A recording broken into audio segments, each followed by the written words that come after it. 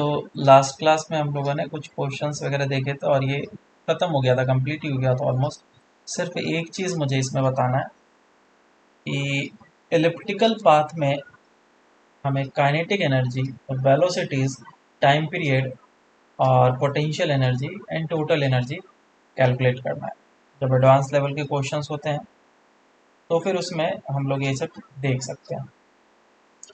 तो elliptical path ऐसा होगा,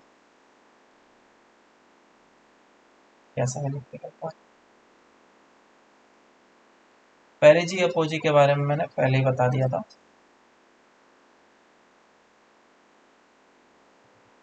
ऐसा, और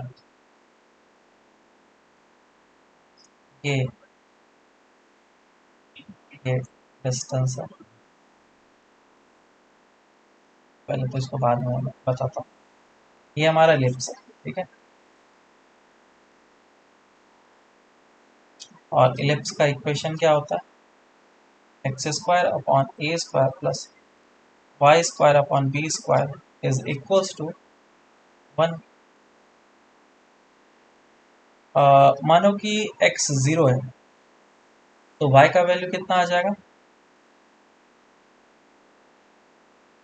बी। b आ जाएगा, है ना। तो क्या ये जो कोऑर्डिनेट होना चाहिए वो 0 कामा बी होना चाहिए, और ये कोऑर्डिनेट कितना होना चाहिए? 0 कामा माइनस बी, सिमेट्री। तो ये कोऑर्डिनेट कितना होना चाहिए, अब तुम लोग बताओ।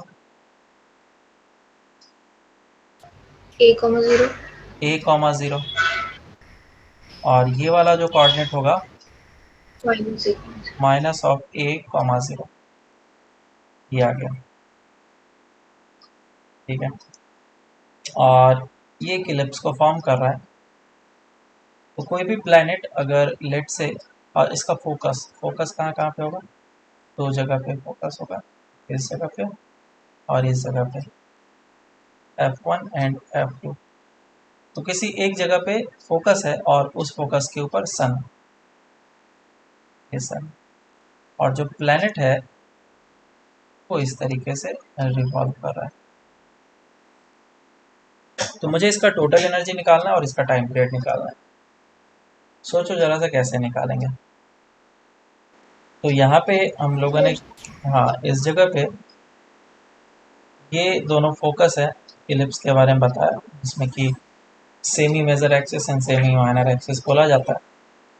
और ये डिस्टेंसेस है फोकस का ए ई टाइम्स होता है। तो अगर सन तुम्हारा इस जगह पे रखा हुआ है तो R1 जो डिस्टेंस हो जाएगा वो कितना हो जाएगा? टोटल ए में से माइनस कर लो तो A E distance, which will be A common लेगा 1 माइनस होगी। और दूसरा जो डिस्टेंस हो जाएगा वो R2 A into 1 plus of E हो जाएगा। अब मैं थोड़ा सा इस जगह से कैलकुलेशन स्टार्ट करता हूँ कि जो टोटल एनर्जी होगा उसको हम लोग किस तरीके से लिख सकते हैं? That is potential energy plus kinetic energy. और किसी भी इंस्टेंट ऑफ टाइम पे टोटल एनर्जी क्या होना चाहिए? सेम होना चाहिए। मान लो कि इस जगह पे प्लेनेट पहुंच चुका है, तो इस जगह पे जो टोटल एनर्जी होगा और इस लोकेशन पे जो टोटल एनर्जी होगा, दोनों क्या होना चाहिए? सेम।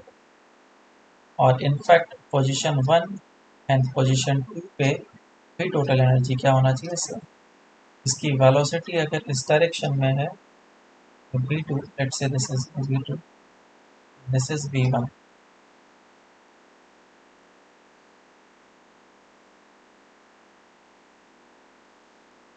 तो mechanical energy at 1 will be equals to mechanical energy at 2.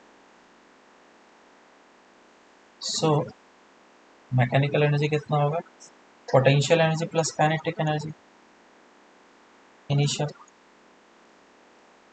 Is equals to potential energy plus kinetic energy final. Potential energy कितना है 1 वाले लोकेशन पे, बताओ? माइनस जी कैपिटल एम, इसका मैं कैपिटल एम मास ले लेता हूँ और इसका small M, G capital M small M divided by R1। और काइनेटिक एनर्जी कितना है, half M v1 square is equal to potential energy इस लोकेशन पे कितना, minus G capital M small M upon r2 plus half of M v2 square. तो ये तो मेरा एनर्जी कंजर्वेशन हो गया। दूसरा जो है, क्या मैं एंगुलर मोमेंटम कंजर्वेशन लगा सकता हूँ, क्या initial angular momentum final angular momentum का बराबर होना चाहिए, क्योंकि नेट टॉर्क जीरो है। इधर से हम लोगों ने बोला था M V one R one is equal to M V two R two one, M M cancel out कर लो, so V one R one is equal to V two are.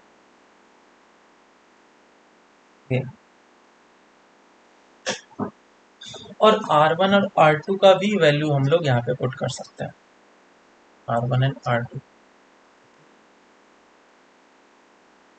V1 into R1 which is equals to A times of 1 minus of E is equals to V2 A times of 1 plus of E, और A और A cancel out हो गया, तो V1 और V2 में क्या relation आ जाएगा, V1 will be equals to 1 plus of E divided by 1 minus of E into V2। एक रिलेशन है V1 एंड V2 में।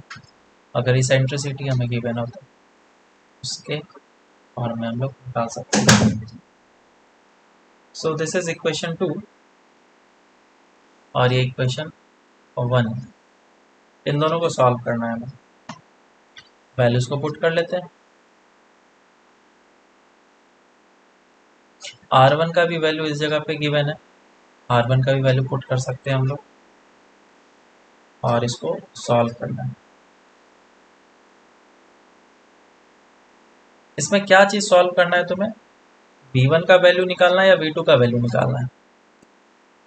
तो मैं इसमें किसी एक को निकाल लेता हूँ, या तो V1 को निकाल लेता हूँ या फिर मैं V2 को निकाल लेता हूँ। तो चलो V2 को निकालते हैं। तो V1 का वैल्यू जो भी यहाँ पे आया है इसको पुट करेंगे हम लोग, minus of G capital M small M upon R1। इसको मैं इस तरफ लेकर के चले आता हूँ, आ जाएगा और प्लस हो जाएगा G capital M small R2 is equal to half of M V2 square half of M V1 square. M को कैंसिल आउट कर लो और चाहो तो उस तरफ से मल्टीप्लाई कर सकते हो, ठीक है। और कॉमन ले लो G capital M, G capital M common आ गया, 1/R2 माइनस 1/R1 हो जाएगा is equal to half common ले लिया, so V2 square minus of V1 square हो जाएगा। ये R2 हो गया और ये R1 हो गया। इसकी वेलोसिटी ज़्यादा होगी, V1 की ज़्यादा होगी और V2 की कम होगी, तो ये नेगेटिव होगा, ये भी नेगेटिव होगा। उसको हम लोग पलट देते हैं, G M 1/R1 minus 1/R2 is equal to half तो हट गया, V1 square minus V2 square. V1 का वैल्यू पुट कर लेता हूँ मैं इधर, जाएगा 2GM R2 minus R1 upon R1 plus of R2 और V1 एंड V2। V1 का वैल्यू इस जगह से पुट करता हूँ, V1 का वैल्यू हो जाएगा, सर डिनोमिनेटर में R1 इंटू R2 होगा ना, प्लस कैसे होगा? Okay okay sorry, R1 into R2 V1 square minus of V1 का वैल्यू पुट कर रहे हैं हम लोग, ये हो जाएगा V2 R2 divided by R1 का whole square minus of V2 का स्क्वायर V2 स्क्वायर कॉमन ले लिया मैंने, so it will be R2 square on R1 square minus of R1 square two GM R2 minus R1 upon R1 into R2। तो इसको expand कर सकते हैं हम लोग। कितना हो जाएगा ये R2 minus of R1 and R2 plus of R1, A square minus of A square, और R1 का स्क्वायर है A2GM R2 minus of R1 divided by R1 into R2। Cancel out हो जाएगा ये, और एक R1 भी कैंसिल आउट होगा इधर से, तो अल्टीमेटली V2 स्क्वायर कितना निकल के आएगा, या फिर V2 ये आ जाएगा रूट अंडर ऑफ R1, एक नीचे है कट गया और एक ऊपर, GM R1 divided by R2 into R2 plus of R1। सही है क्या? वैल्यूज को पुट कर लेते हैं हम लोग।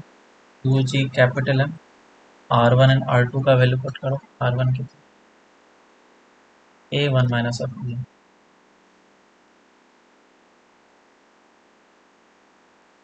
और R2 जो है A1 प्लस ऑफ E होगा, और A1 minus of E plus of A1 plus of E।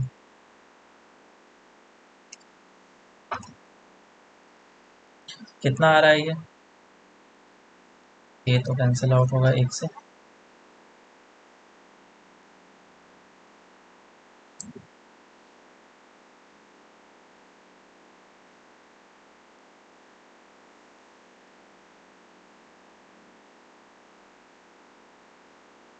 बोलो कितना आ रहा है। 2GM 1 minus of E divided by 1 plus of E, और एक ये बाहर निकल जाएगा, कुछ कैंसिल आउट हो रहा है, E कैंसिल आउट हो जा रहा है और 2 बच रहा है, ये 2 cancel out. So final answer for V2 is GM 1 minus of E divided by A into 1 plus of. Finally हमारा V2 का वैल्यू निकल के आया। उसी तरीके से V1 हम लोग निकाल सकते हैं, V1 R1 is equal to V2 R2 करके इस फॉर्म में। तो ये हमारा V2 का आंसर आ गया। लेकिन हमारा मेन एम क्या था, टोटल एनर्जी निकालना। टोटल एनर्जी निकाल लेते हैं।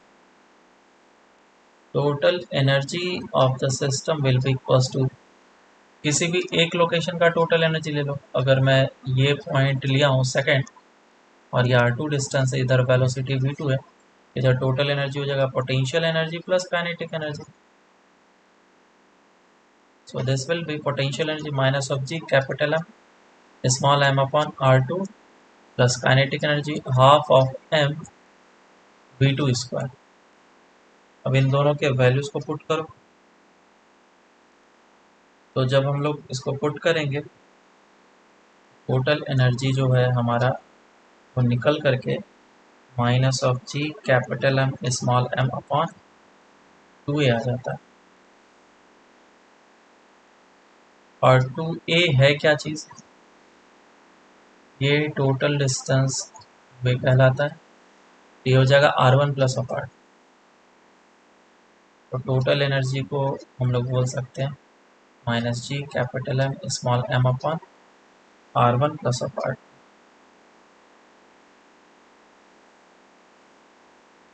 तो इस रिजल्ट को याद रखना है, total energy is equal to minus of G capital M small m upon R1 plus of R2, where R1 is this much distance and R2 is this much distance। और इसको हम लोग डायरेक्ट अप्लाई करेंगे, direct apply करके हम लोग answers वगैरह आराम से निकाल सकते हैं। समझ में आया क्या? Yes sir. Yes sir. Time period के लिए भी हम लोग क्या करते हैं, अगर सपोज टाइम पीरियड निकालना है, इलिप्स ये इस टाइप से है, तो D A by D T is equal to L by two M होता है। ये हो जाएगा pi A B divided by capital T. याद है इंटीग्रेशन हम लोगों ने किया था एक टाइम पीरियड के लिए, तो ये हो जाएगा L divided by two M. तो किसी भी इंस्टेंट पे एल ले लो, बराबर। तो किसी भी इंस्टेंट पे एल को हम लोग ले सकते हैं। और इसमें बी का मैं वैल्यू पुट कर लेता हूँ, ये हो जाएगा A square root of one minus of B square. Ellipse जब पढ़ाया जाएगा तो उसमें तुम्हें बताया जाएगा इसेंट्रिसिटी और ए और बी में रिलेशन क्या है। तो L divide by two M हो जाएगा। एल की जगह पे क्या लिखूंगा मैं, M T R B one R one लिख सकता हूँ, या फिर वी टू आर टू भी लिख सकता हूँ, divided by two M. V one R one is equals to V two R to,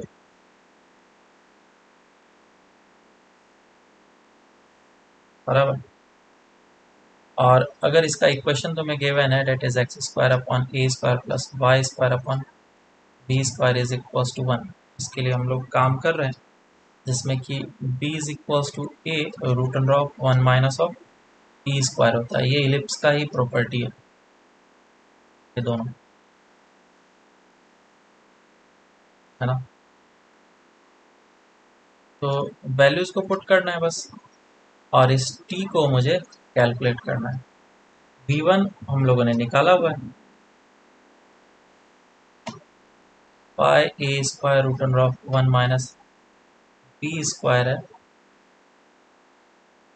और डिवाइडेड बाई टी है, नहीं ई स्क्वायर है ना, बी स्क्वायर ई स्क्वायर है divided by T is equals to M है। और आई थिंक एम से M cancel out हो जाएगा, ये B one R one, B one कितना हो जाएगा, निकाला हुआ था ऊपर root under of G capital M, इसमें वन माइनस ऑफ ई आया था, तो इस बार वन प्लस ऑफ ई आएगा, और A into one minus of और ए root under of one minus of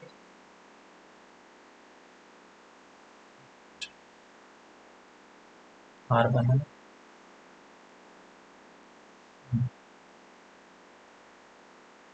divided by. अब इसको सॉल्व करोगे, सॉल्व करने के बाद इससे जो टाइम पीरियड हमारा निकल करके आता है, वो टाइम पीरियड क्या होता है, directly sorry time square is directly proportional to A cube आता है। तो यहाँ से हम लोग बोलते हैं कि जो T square is directly proportional to R cube होता है, वो सर्कुलर मोशन के लिए होता है, और ये जो होता है वो इलिप्स के लिए। समझ में आया क्या?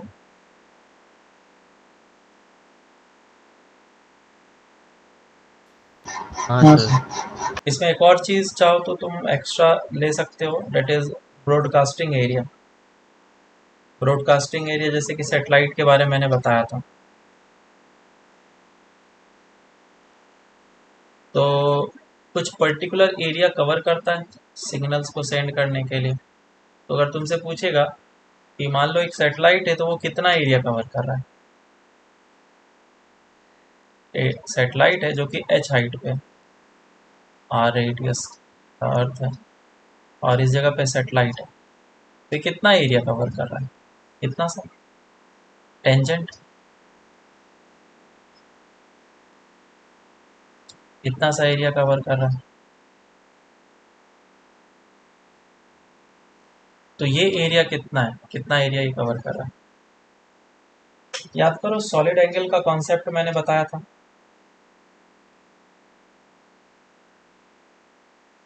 याद है क्या? ओम इज इक्वल्स टू क्या होता है, solid angle is equals to two pi one minus of cos phi या कॉस थीटा, वेर फाई क्या था, हाफ एंगल। तो अगर इसको हम लोग सॉलिड एंगल की तरह देखना चाहते हैं तो इस हाफ एंगल को मुझे यूज करना पड़ेगा। ठीक है, तो इधर से तुम्हें एरिया निकल करके आ जाएगा।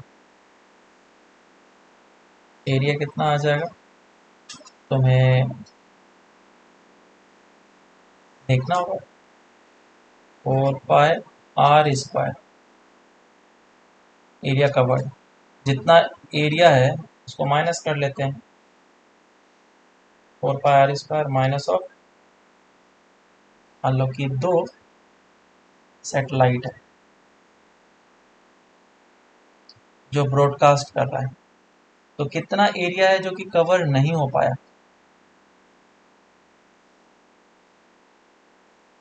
इतना सा एरिया तो कवर कर लिया इसने, लेकिन क्या ये एरिया कवर हो पाया क्या, ये एरिया कवर नहीं हो पाया। तो एरिया अगर तुमसे पूछा गया कि जो कवर नहीं हो पाया, वो कैसे हम लोग निकालेंगे। Area not covered will be equals to 4 pi r², radius अगर r है, माइनस ऑफ इसका ए डैश एरिया है, ए डैश एरिया कवर कर रहा है, 2 times of A dash, minus कर लो 4 pi r² minus of 2 times of A dash, कितना हो जाएगा 4 pi r², 1 minus of cos theta, है ना, जाएगा।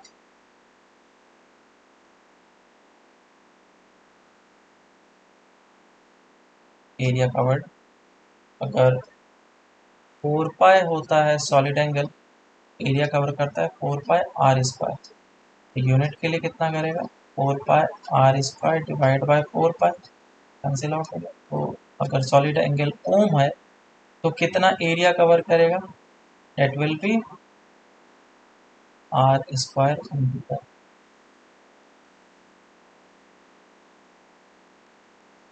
तो ये जो इतना सा एरिया कवर कर रहा है ए डैश, वो है कितना r² ओम। तो यहाँ पे इसी का मैं वैल्यू पुट कर रहा हूँ, 2 into A dash which is r² into ohm का वैल्यू ये इतना है, it is 2 pi 1 minus of cos theta, cos phi, तो हो जाएगा 4 pi r² minus of 4 pi r² into 1 minus cos phi. Final answer कितना आ जाएगा, it will be 4 pi r² cos phi. So this is the area which is not covered. और area अगर covered मांगेगा तब तो फिर हम लोग इधर से निकाल ही सकते हैं। समझ में आया क्या, नहीं आया। हाँ सर। हाँ, एंगल कैसे निकालेंगे, इस जगह से परपेंडिकुलर ड्रॉप कर दो, तो एक ट्राइंगल फॉर्म होते हुए दिख रहा है मुझे, राइट एंगल ट्राइंगल। ये कितना हो जाएगा r प्लस ऑफ h, ये perpendicular, this is r, this angle is theta, so cos theta कितना हो जाएगा,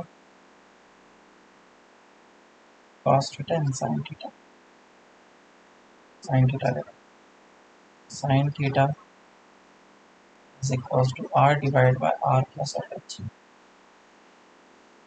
cos थीटा भी निकाल सकते हैं।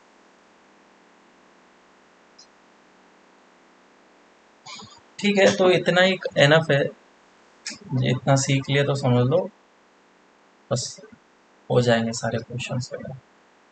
तो मिनिमम नंबर ऑफ, अगर तुमसे सेटेलाइट पूछे कि कितना मिनिमम नंबर ऑफ सेटेलाइट्स होना चाहिए ताकि वो सारा एरिया कवर कर ले, तो कितना होगा बताओ।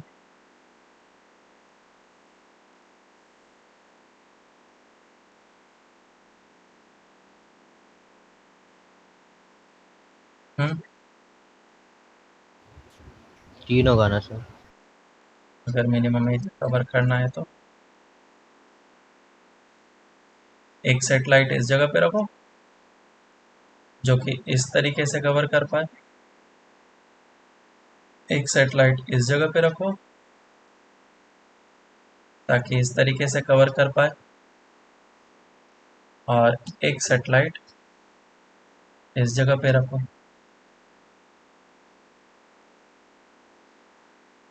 ताकि जो भी बचा हुआ है वो इस तरफ से कवर कर पाए। तो इस तरीके से पूरा एरिया हम लोग का कवर हो सकता है। Minimum number of satellites required will be 3।